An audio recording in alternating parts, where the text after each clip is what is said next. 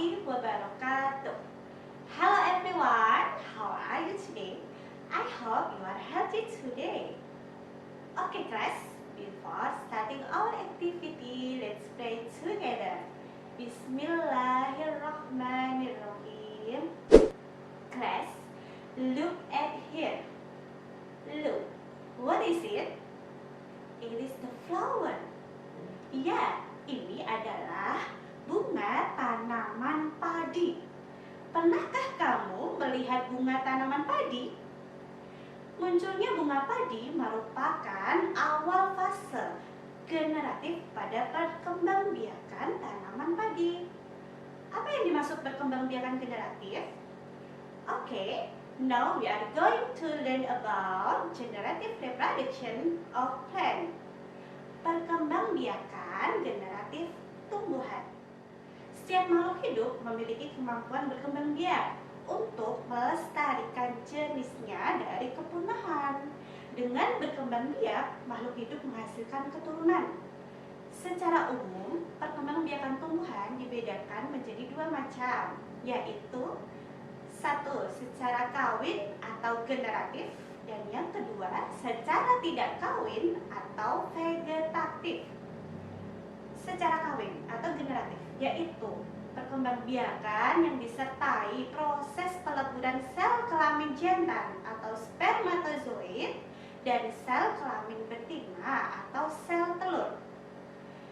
Selanjutnya, secara tidak kawin atau vegetatif, yaitu perkembangbiakan yang tidak disertai proses peleburan sel kelamin jantan atau spermatozoid dan sel kelamin betina atau sel telur.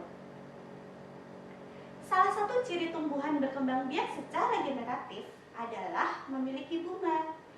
Bunga yang kamu lihat sehari-hari merupakan alat perkembangbiakan secara generatif pada tumbuhan.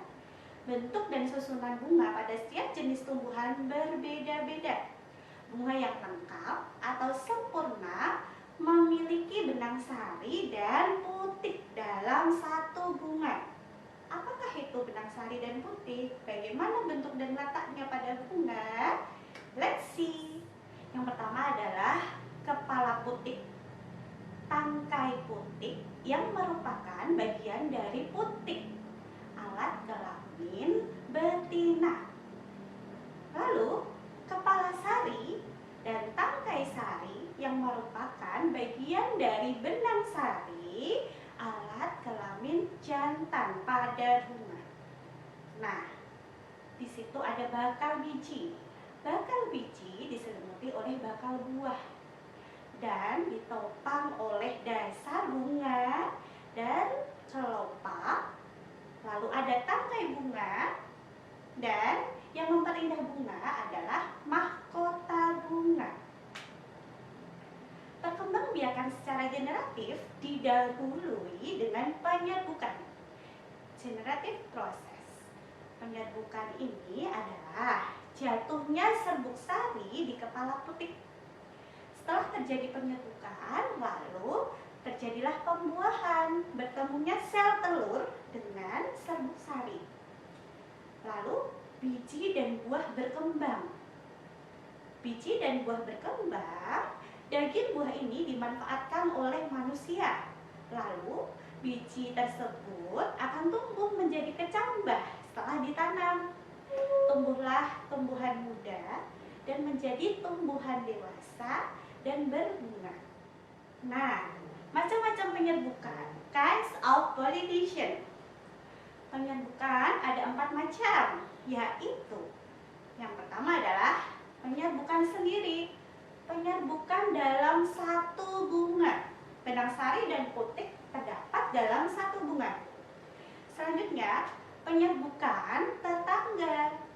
Antar bunga dalam satu tumbuhan. Lalu, penyerbukan silang. Antar tumbuhan tetapi masih satu jenis. Dan penyerbukan basta, antar tumbuhan yang berbeda jenis. Alright, now let's review the lesson. Today we have learned about tujuan tumbuhan berkembang biak, Bagian-bagian bunga sebagai alat perkembangbiakan generatif tumbuhan, arti penyerbukan, dan macam-macam penyerbukan. Okay, now quiz time. You can do exercise Erlangga 6A on page 12, number 1 until 3. That's all for today. Do the best on your assignment. I hope you understand that I am sharing in this video. Let's close this class by saying hamdalah together. Alhamdulillahirabbil alamin. Bye bye. See you next time insyaallah. Wassalamualaikum warahmatullahi wabarakatuh.